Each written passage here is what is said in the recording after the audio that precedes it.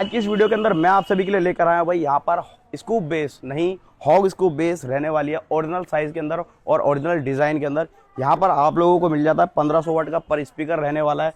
साथ ही साथ बात की जाए तो ये पूरी CNC वर्क के अंदर रहने वाली है। साथ ही साथ 16 गेज की ग्रिल मिल जाएगी आपको, 19 mm प्लाई मिलेगी, सेंटेक्स पेंट मिलेगा और साथ ही साथ आप लोगों को पोल माउंट मिल जाएगा।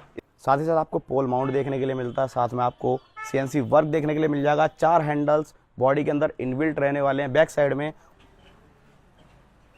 4 हैंडल्स आपको मिल जाता है। साइड में सेंटेक्स पेंट रहने वाला है।